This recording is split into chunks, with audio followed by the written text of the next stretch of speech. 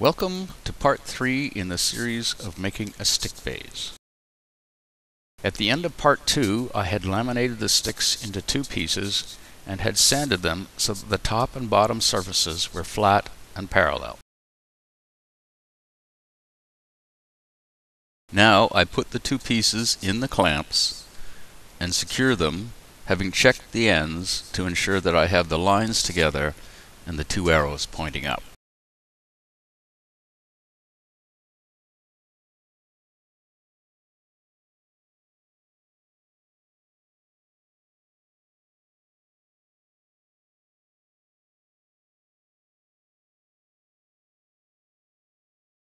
I take my tape measure and measure the length so that I can find the halfway point.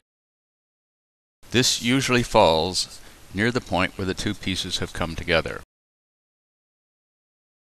I also find the midpoint of the width and thus the center of the combined pieces.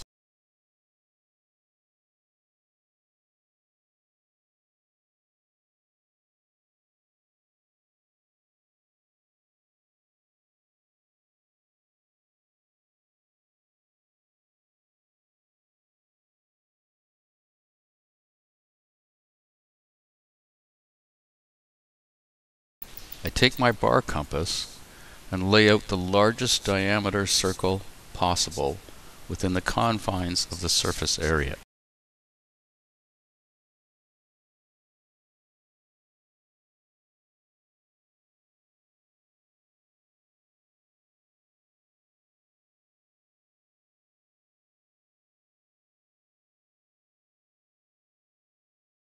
I don't worry about the pencil lines going into the grooves in the surface, as these areas will be removed during the turning of the vase.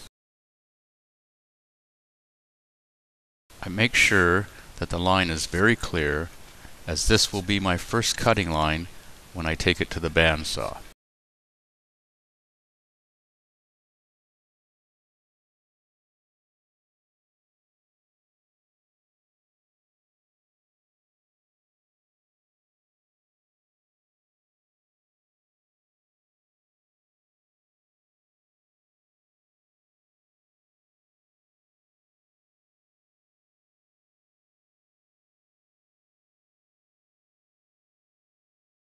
I measure the diameter and check the thickness of the pieces. I will need this information to design my vase and to lay out the rings.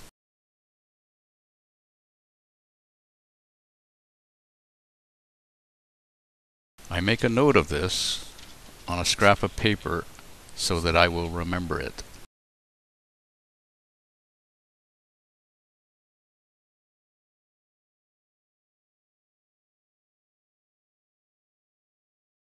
I then go back to my computer and use CorelDRAW to lay out the design of my vase.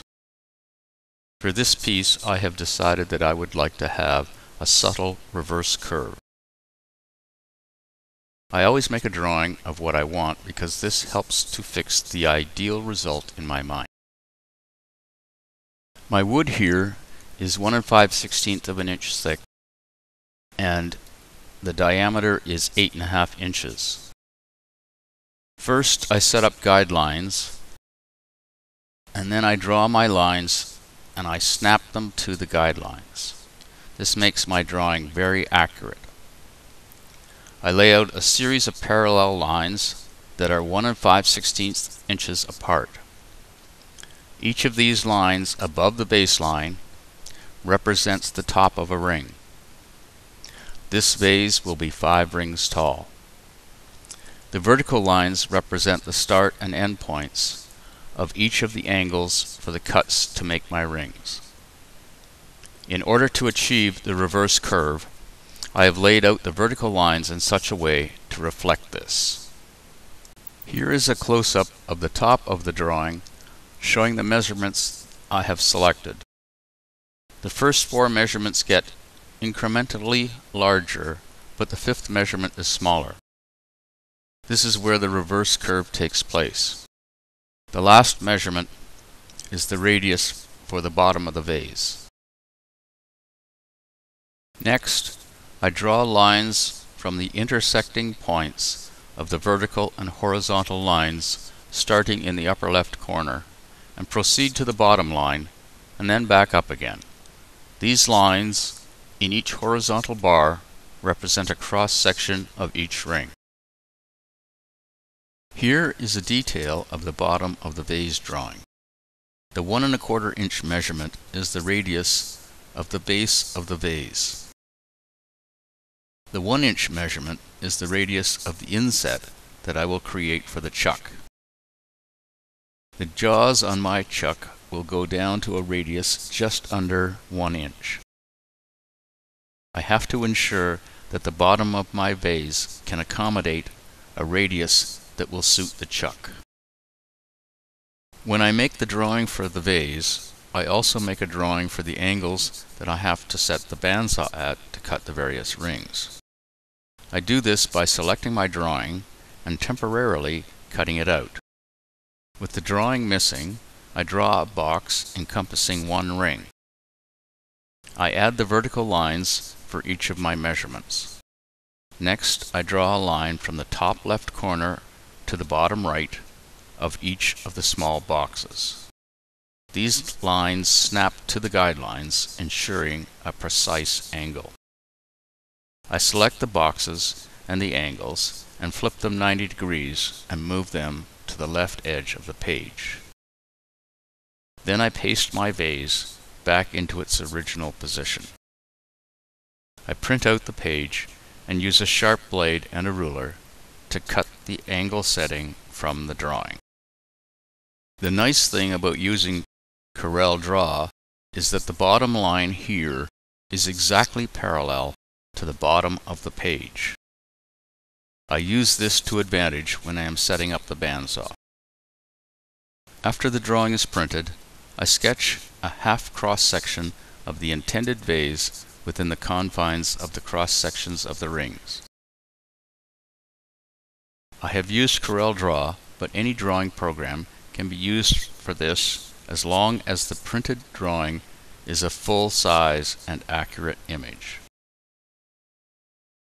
If you don't have these types of programs, you can still lay this out on a plain piece of paper, although using graph paper would make the job a little simpler. If you are going to proceed in this manner, take the time to make an accurate drawing and measure as precisely as possible. Little errors at this point can lead to big headaches later on. I now return to the workshop with my drawing.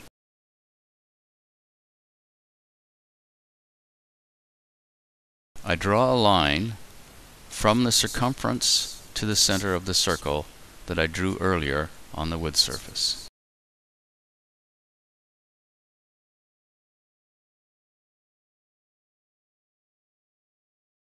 On this line, I mark off the measurements from those listed on the drawing at the top of the vase.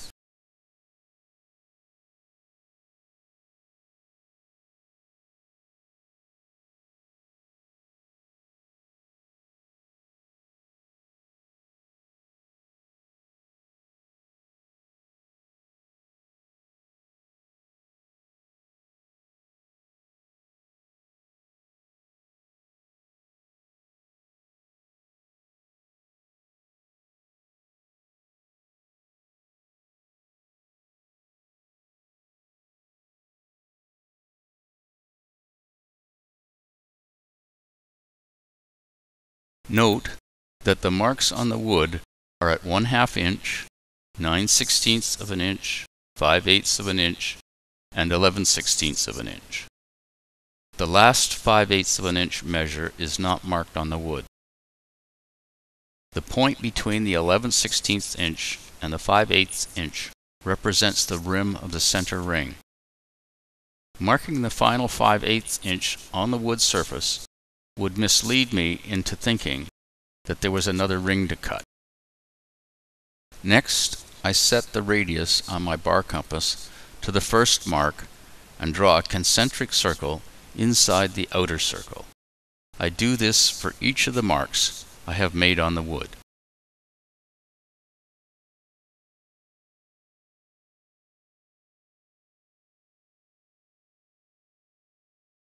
I try to set the compass as accurately as possible, and I make a thorough job of marking the circle on the wood.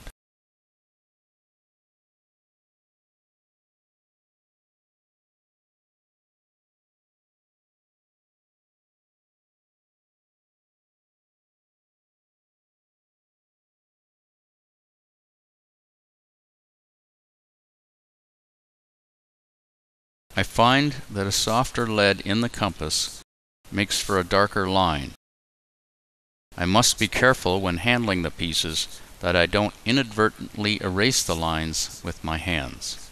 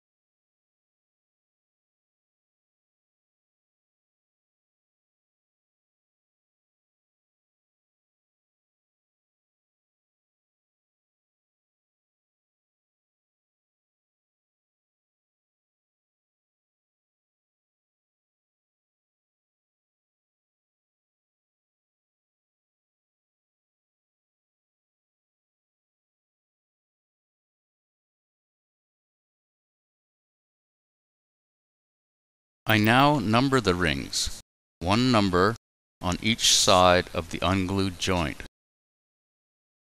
This will help me in aligning the rings later on.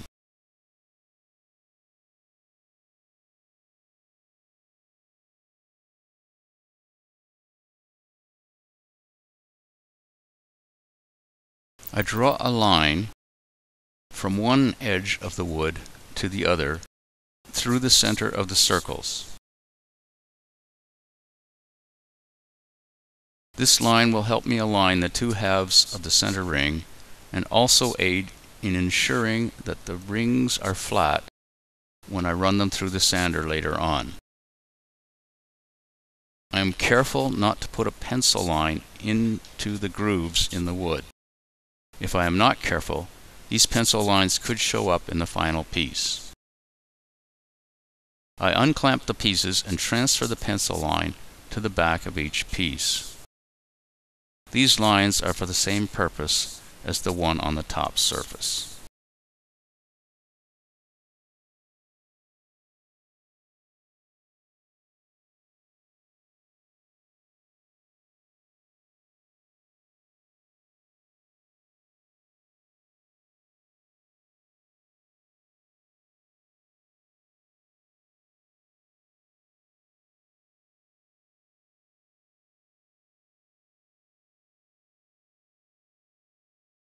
This marks the end of Part 3. Part 4 will cover the cutting and gluing of the half rings.